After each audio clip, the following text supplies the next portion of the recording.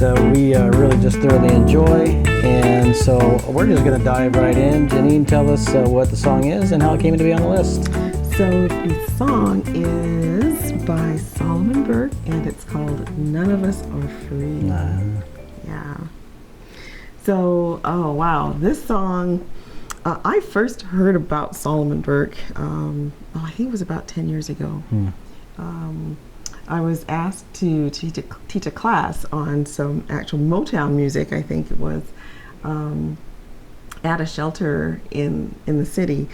And in doing my research, I came across this name, Solomon Burke. And so looked him up, and I actually got his CD.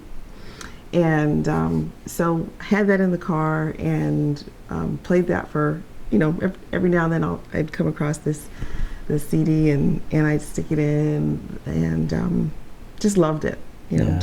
Just really loved his voice and the soulful feel of it. I just thought he was really cool. And so, wow, last spring, we're putting together just some songs for the spring and summer.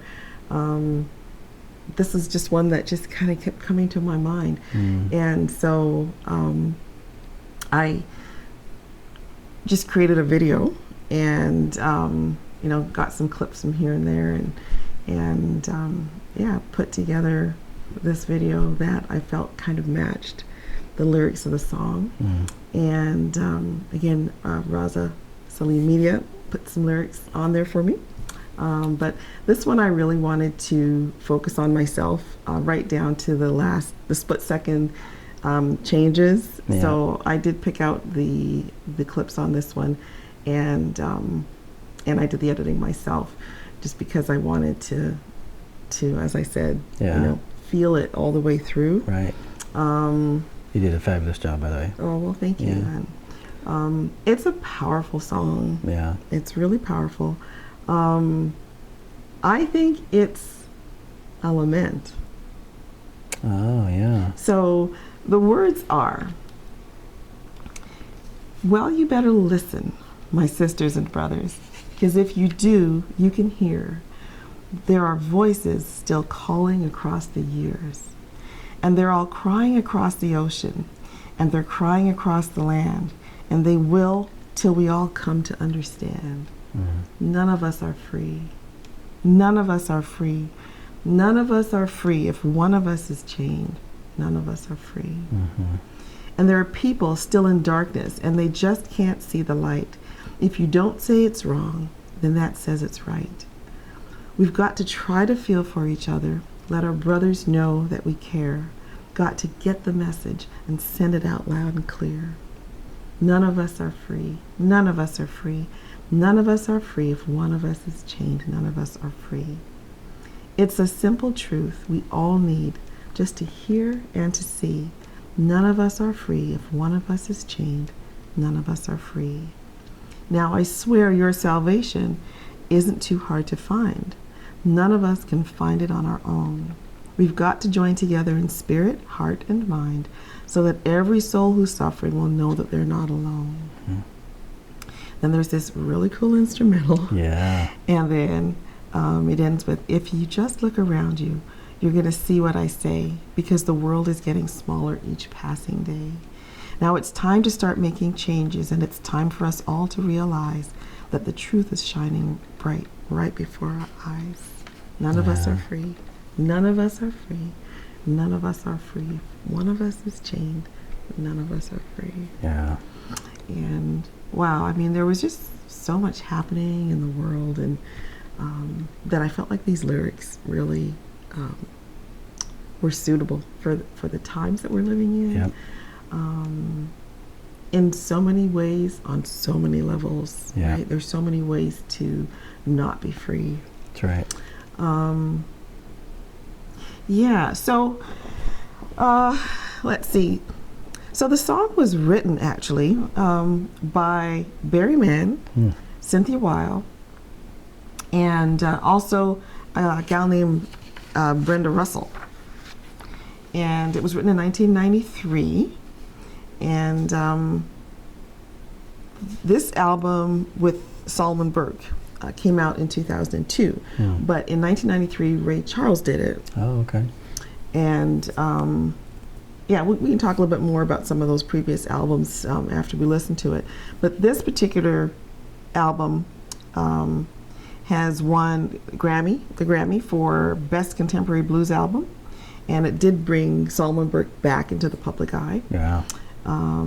And we will again talk a little bit about his life and some of that later on. So I don't know. Should we listen to the song? Yeah, let's go ahead and let's go ahead and do that, and we'll come back and talk about it some more. Okay, sounds good.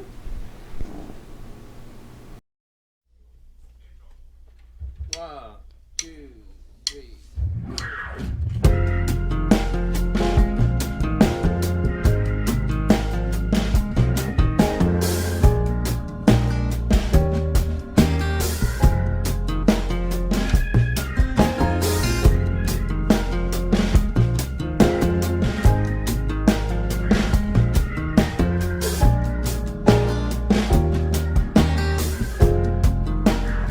Well, you better listen, my sisters and brothers, 'cause if you do, you can hear there are voices still calling across the years, and they're all crying across the ocean, and they're crying across the land, and they will till we all come to understand. None of us are free. None of us are free. None of us are free. One of us are chained. None of us are free. And there are people still in darkness, and they just can't see the light. If you don't say it's wrong, then that says it's right. We got to try to feel for each other. Let our brothers know that we care. Got to get the message, send it out loud and clear. None of us are free. None of us are free. None of us are free. One of us are chained. None of us are free. It's a single truth we all need, just to hear and to see. None of us are free. Lord, none of us are free. Now I swear your salvation isn't too hard to find. None of us can find it on our own. We've got to join together in spirit, heart, and mind, so that every soul who's suffering will know that we're not alone. Oh, none of us are free. None of us are free, y'all. None of us are free. One of us are chained. None of us are free.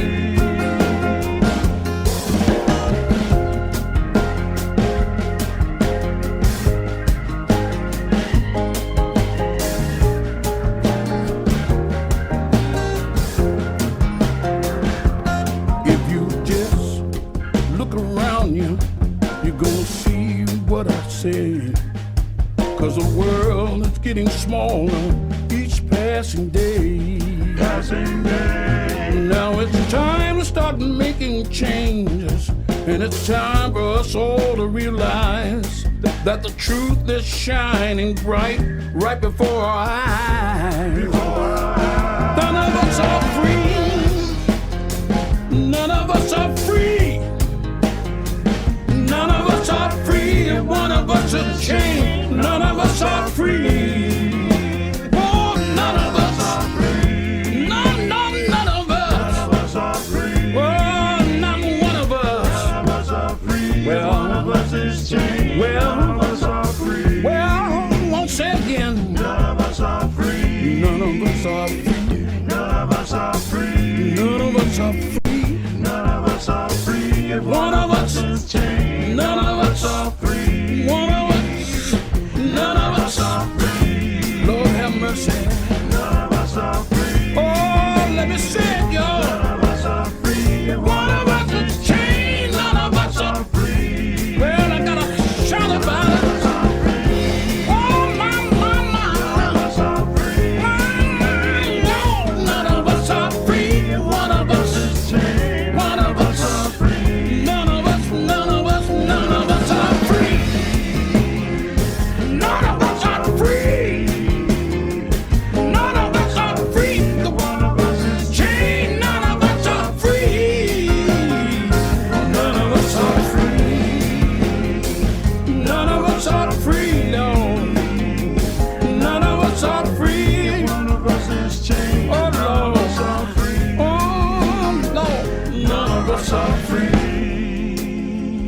None of us are free. None of us are free. One of us is chained. None of us are free.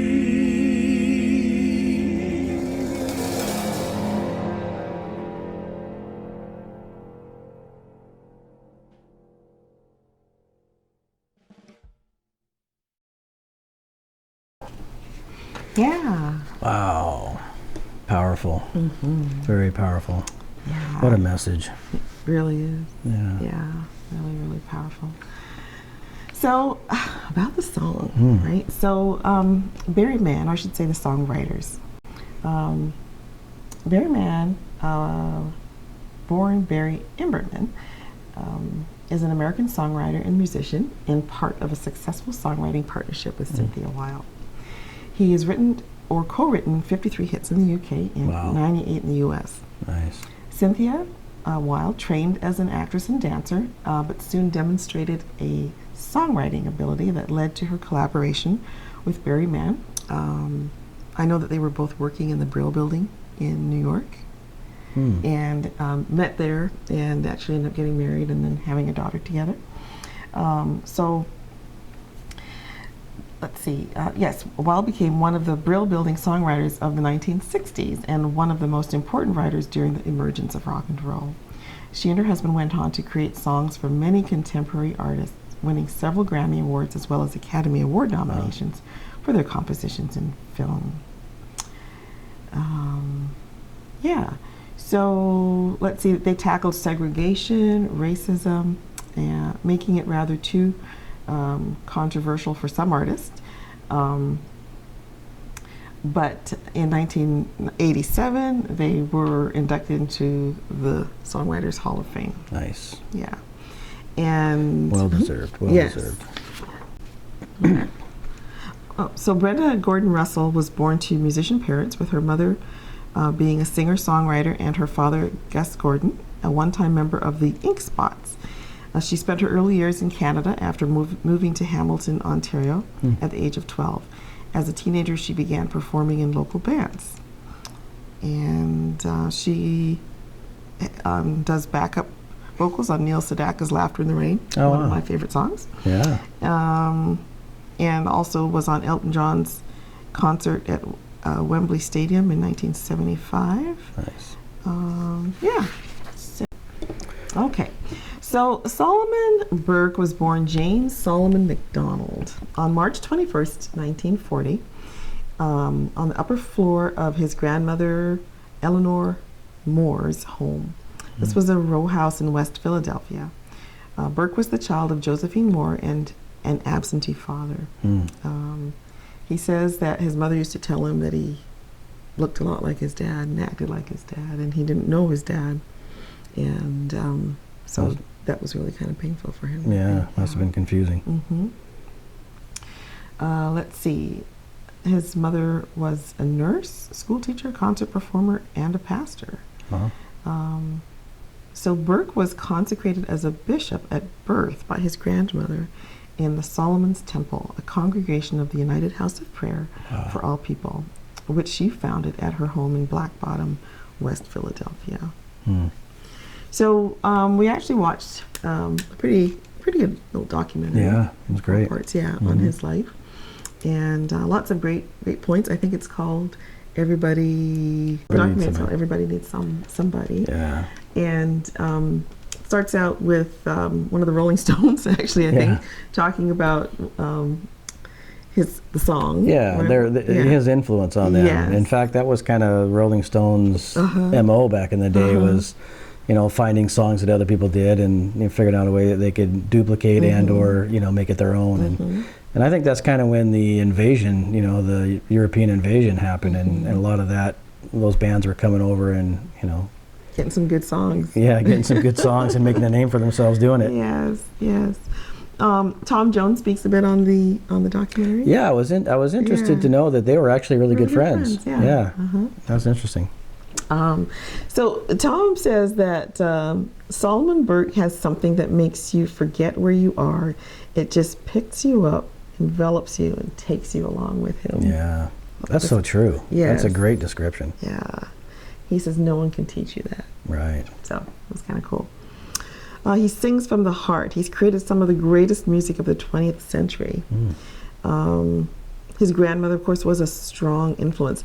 His grandmother said, actually predicted that he was going to be wealthy and famous, and helped him write his first song. Yeah, that was an interesting part of the story. Yeah. So he actually grew up with his grandmother, because he and his mother didn't see eye to eye on a lot of stuff, apparently didn't seem to get along, so he grew up with his grandmother. Yeah. And tell us about the Christmas story. So he started writing this little song. Well, back up just a little bit. Yeah, why don't you tell the story? Well, Christmas was coming, and Grandma had all the presents and everything, and about 2 weeks before Christmas came, she actually pulled out from under the bed this guitar and said, "This was your gift. This was your present." Yeah. And that was really his first introduction to music. And so he started playing around with it, and he came up with these, few lyrics. Yeah. And so, do you know what the song was? What the lyrics were? Presents from heaven? Yes. And so he came to his grandmother, and he played this little song, and he sang her these few little lyrics, and he told her he was kind of stuck, and she said, "Well, just keep working on it. It'll come to you." And about a week later or so, he came back, and he was still kind of stuck, and she kind of gave out these other lyrics that she'd been thinking about, and they really collaborated, and that became a very famous song.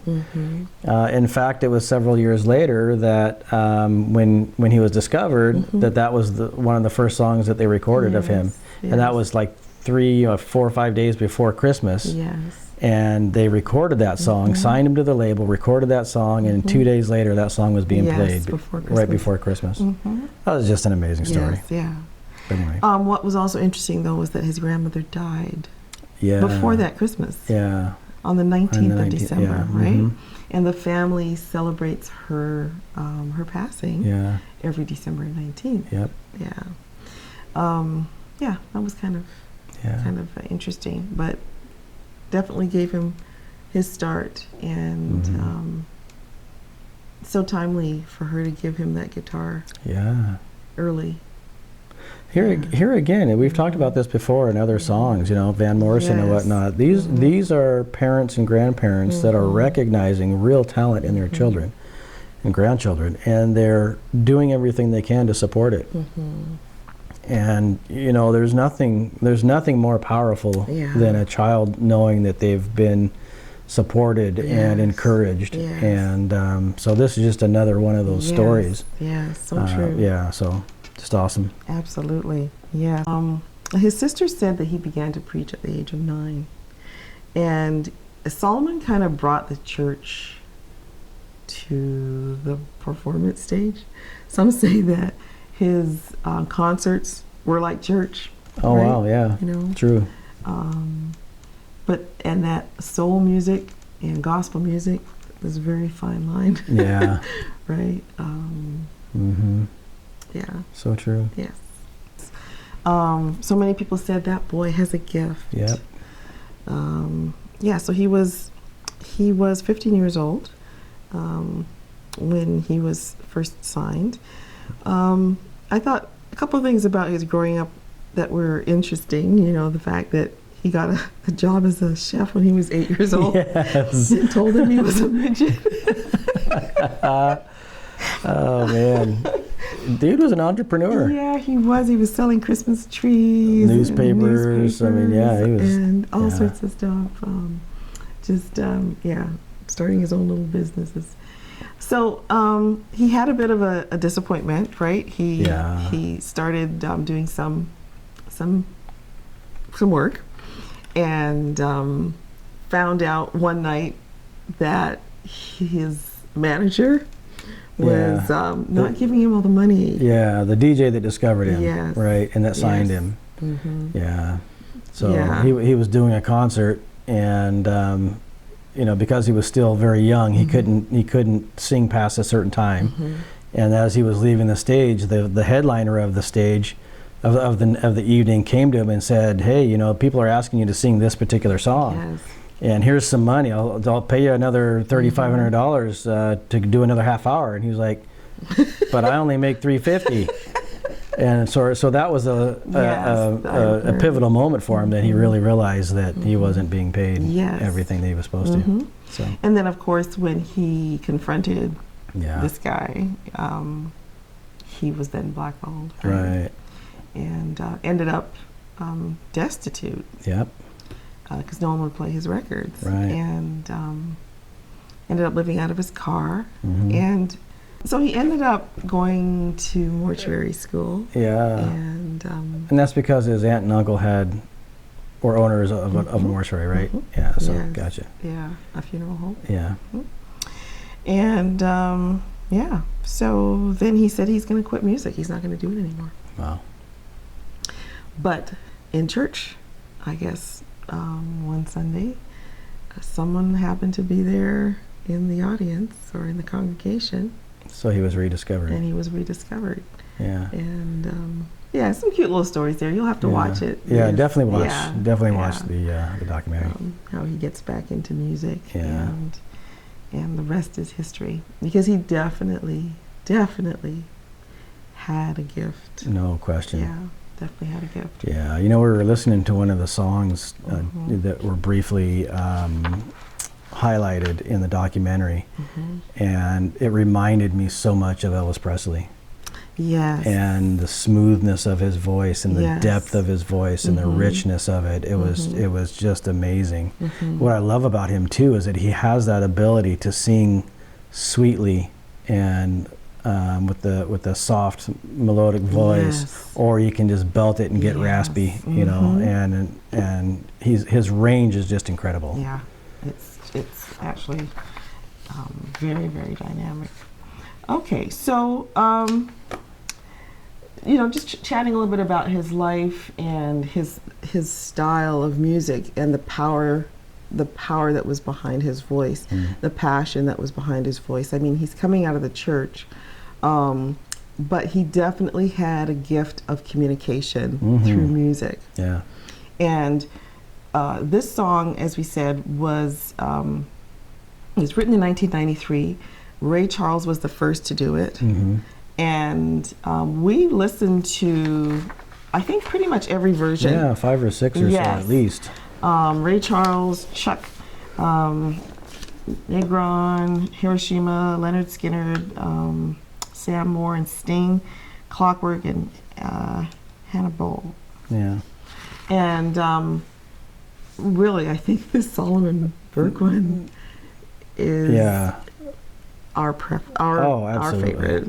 Yeah. I mean, the Ray Charles version, it was good for what Ray Charles does, but like some of the other ones, it was just really kind of over the top. It was busy, a lot of instrumentation, and same with Leonard Skinner. I was actually surprised to see that they did it as well, but it was the same kind of a thing. Yes. They did it in their style, and I enjoyed it, but a lot of instrumentation and kind of over the top. But then when you come and hear this, there's something about somebody who does a cover and that really understands the soul of the song, right? And so they're able to then come at it from a space of what does the lyrics actually say, what's the best way to communicate that message, and what's the best arrangement that's going to support that. And this song is a cover like no other. And I think he was very successful at taking this song, making it his own, and just knocking it out of the park. Yeah, absolutely. So in this 2002 recording, the Blind Boys of Alabama do the backup vocals on it. Yeah. And I think that's one of the things that makes this song unique and so powerful. Their voice backing him is like, it's like hand in glove. It's beautiful. It's smooth. Yeah. So No Depression describes the song as funk fortified and a pain to justice through solidarity. In which Burke admonishes on the chorus while the Blind Boys of Alabama intone implacably behind him. Yes. This is from AllMusic. Solomon Burke was one of the greatest talents of 60s soul, whose strong, burnished voice resonated with a churchy fervor that could speak volumes about either triumph or hurt. Yeah. Don't Give Up on Me is nothing short of revelatory, a superb set which presents the king of rock and soul at the very top of his form. Yes. So singer and songwriter Joe Henry went for a spare and open sound with nothing but a subdued rhythm section, a guitar, and an organ. And the organist is Rudy Copeland, Yeah. okay, who performs the same honors at the church where Burke preaches. So Rudy is the organist at the church where Burke preaches. Yeah, those two have been together for pretty much his whole career. Yes. Yeah. Also, the album has a number of songs by Solomon Burke fans. Yeah. Bob Dylan, Tom Waits, Van Morrison. We talked about Full Force Gale. We talked about how Van Morrison had cited Solomon Burke as one of his greatest influencers. And here he is writing songs for him. Yes. Elvis Costello, Brian Wilson, and Nick Lowe. Wow. That's quite a lineup. Yes, all contributed songs to this album. It's awesome. Yes. But for all the songwriting star power on deck, the focus is squarely on Solomon Burke. Yeah. Throughout, and he proves he's lost none of the power, force, or dramatic intensity of his glory days.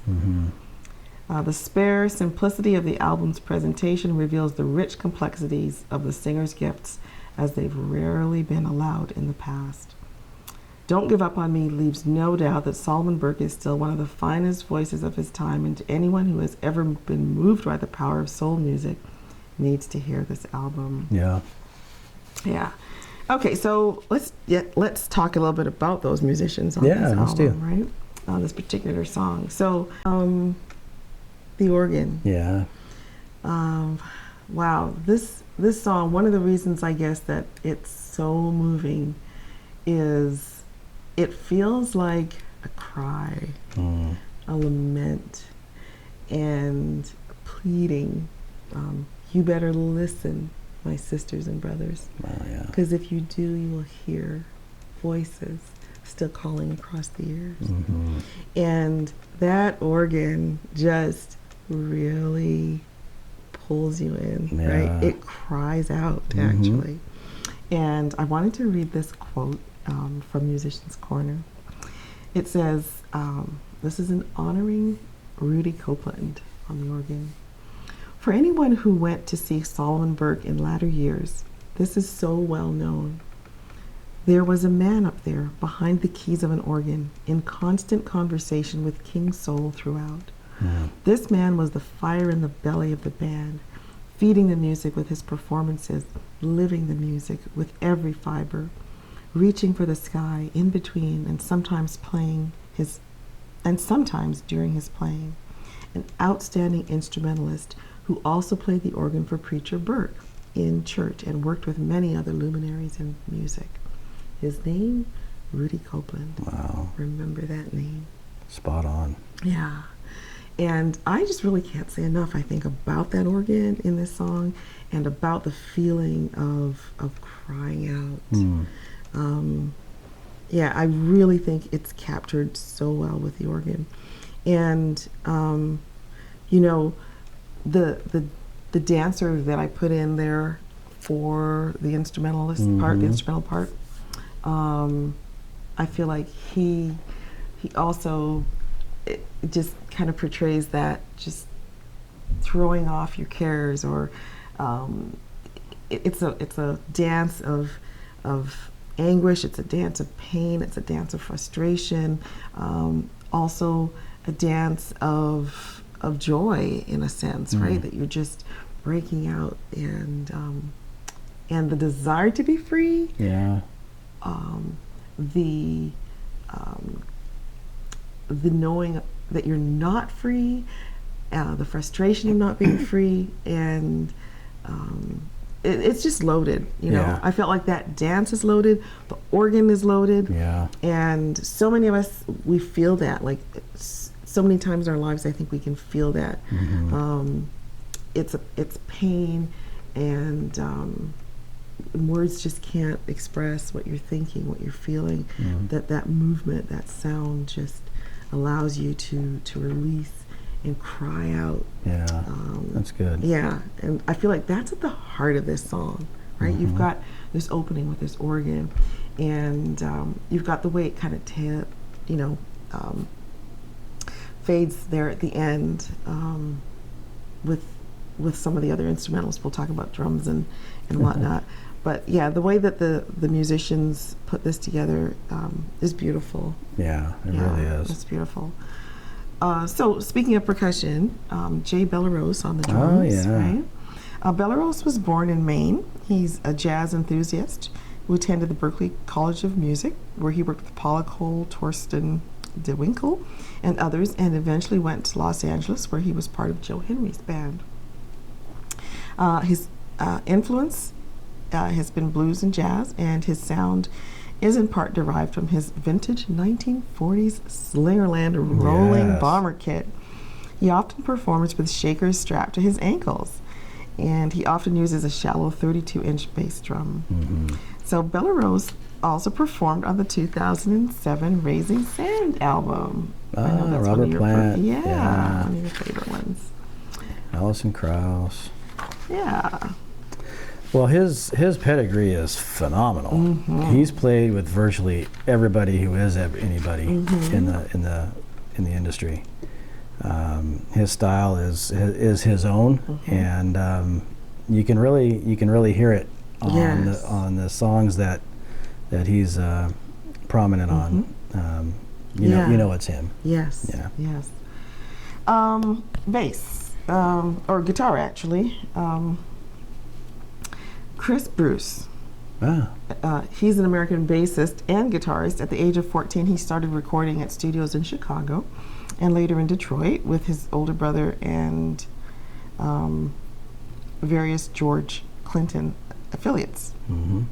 Yeah. And he's another one that's been around. Yes. A lot of different musicians that he's played with. Well known. Yeah. So he's been around. Yes, for sure.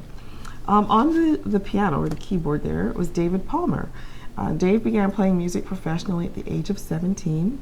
His diverse and fascinating career was sparked in the clubs of Norfolk, Virginia, and Dallas, Texas. He graduated from the University of North Texas and then set off to the West Coast via Seattle and San Francisco, which led to the studio and concert landscape of Los Angeles. On bass, we have David Pilch. Pilch grew up in an artistic family. His father, Bernie Pilch, was a noted studio and stage saxophonist, clarinetist, and flutist in Toronto from the late 1940s to the early 1980s. His older brother, Robert, is a recording guitarist, and his sister, Susan, plays flute and piano. Beginning at age 17, he supported jazz musicians performing at Toronto's Bourbon Street Club, including Chet Baker, Art Pepper, Zoot Sims, and Mose Allison. He also accompanied his brother and father at recording sessions and gigs. In 1979, he recorded and toured with Blood, Sweat, and Tears. Oh, wow. I didn't know that. Yeah. On sax, tenor sax, is Benny Wallace. He was born in Chattanooga, Tennessee, and began playing in local clubs with the encouragement of East Ridge, Tennessee High School, the band director there. After studying clarinet at the University of Tennessee, he settled in New York. He has cited Sonny Rollins and Coleman Hawkins among many of his major saxophone influences. Nice. So backup vocals. Of course, we have the Blind Boys of Alabama. Yep. We'll talk a little bit about Nikki Harris and Jean McClain. So Nikki is a multi-talented singer, dancer, actress, and choreographer. She's the daughter of Grammy Award-nominated jazz pianist Jean Harris, best known as the big voice behind Madonna for over 18 years. Also on backup vocals, Jean McClain, known as Sister Jean. She started out as a background singer in Los Angeles, and her career has ranged from background singer for the likes of Tina Turner, Cher, Mick Jagger, Celine Dion, and many more. Blind Boys of Alabama. Okay, so as you were saying earlier, I think they really they're a big factor in the sound of this. Oh yeah. Of this song. Yeah. And the group was founded in 1939 in Talladega, Alabama, and has featured a changing roster of musicians over its history, the majority of whom are or were visually impaired. They've won 5 Grammy Awards, in addition to being presented with a Grammy Lifetime Achievement Award in 2009. They were endowed with the National Heritage Fellowship from the National Endowment for the Arts in 1994, and they were inducted to the Gospel Hall of Fame in 2003, and inducted into the Alabama Music Hall of Fame in 2010. They've also been invited to the White House during the Clinton, Bush, and Obama administrations. Group member Ricky McKinney said in a 2011 interview with the magazine Mother Jones, "Our disability doesn't have to be a handicap. It's not about what you can't do, it's about what you do. And what we do is sing good gospel music." Yeah. Yeah. My goodness, man! You look at all of these musicians and the talented people that they've all played with. You know, I kind of touched on this in previous episodes, but I think this is a perfect example of being able to produce a song at that level and be able to pick and choose the specific people that you want on that song. And not even necessarily on the album, you know, as though, you know, each of these performers are on every song, as so often is the case. But I think on this album, there, you know, it's just sort of like per song, and to be able to do that and just to pull this level of a musician together is just remarkable. Yes. I just, it's astonishing to me. I think though, what a gift for humanity! Like what a gift for us listening to it. Yeah. Right? To be able to feel that power and that level of expertise. Yeah. To get the message across. Right? And of course, that's one of the lines, right? To get that message across. He wants to get the message across. Loud and clear. Right? Loud and clear. Yeah. Starting out with, you know, you better listen, my sisters and brothers, because if you do, you will hear. There are voices still calling across the years. Yeah. So they're all crying across the ocean and crying across the land. And they will till we all come to understand. Yeah. And of course, you know, put in that clip there of the ocean, and I was thinking slavery, right? As I put that in there, those voices still calling, crying. It's a lament, and it's a lament. Yeah, lyrics like these, they for me reinforce the need for retaining history. Yes. Right? Yes. And why we need to remember where we've come from. If we don't remember where we've come from, we're bound to recreate that whole thing. And so, yeah, I mean, I think that's just what that first couple lines there speaks to. And it's definitely a message to look forward. Yes. Even though we're remembering the past. So we recently heard that quote from Ken Burns. Oh, right? yeah. Of course, a lot of American history that he does. Right? Yeah. He talked about that idea of history isn't always good, right? But it's the true history of something, and we need to not shy away from it. Right. Yeah. So true. And you know, if you look, maybe digress here for a moment. If you look throughout history of the known world, there's always been problems. I can't think of any one nation or empire that has, you know, not had its own issues and problems, much the same as what America has had. And this is those times when we need to strive to be a more perfect union. Yes. Right? And this song to me speaks of the need for solidarity, the need for unity. And that when one is when one is chained, none of us are free. Right. So that's the ultimate message. So it's our duty to see to it that we can do whatever we can to free anybody and everybody that needs to be freed. So I really think it starts with listening. Yeah. Right? And it sounds like the songwriters kind of felt that same way, right? Yeah. You better listen. Yeah. My sisters and brothers, that's a close relationship. Yeah. Right? That's assuming that we are all sisters and brothers. Right. And you better listen. And if you do, you can hear, right?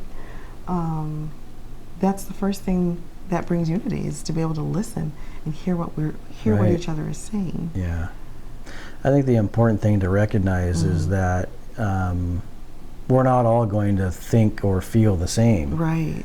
Or believe the same, but it's how we treat each other in those differences and through those differences is what really matters. Yes. Yeah.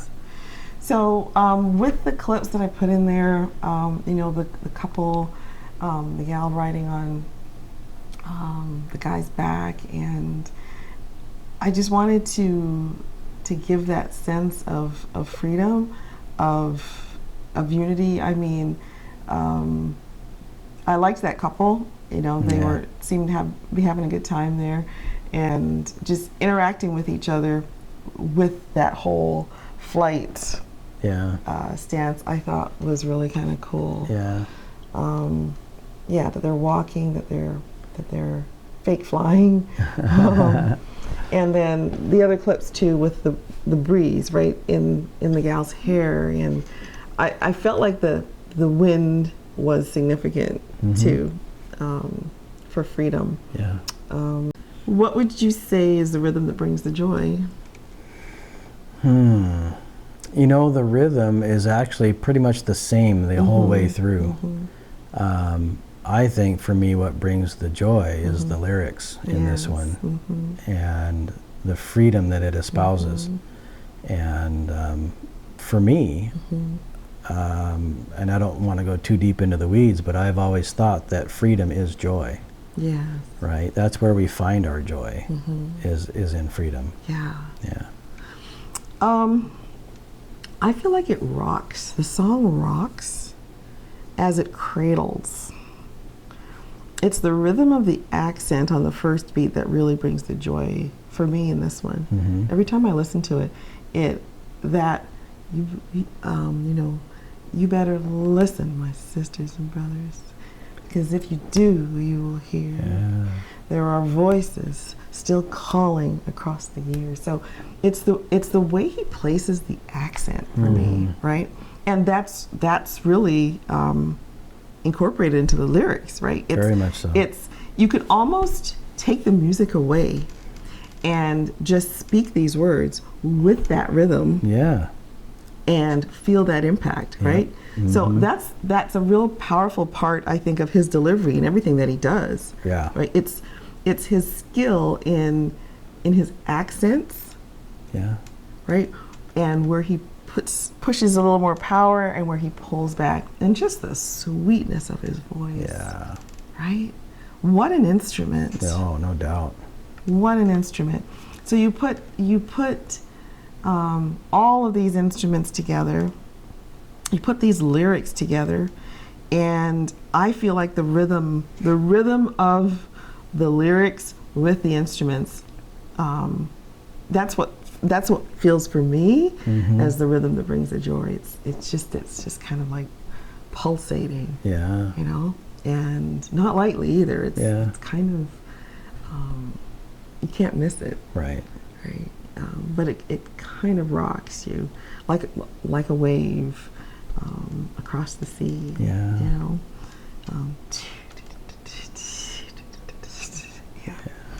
So Yeah.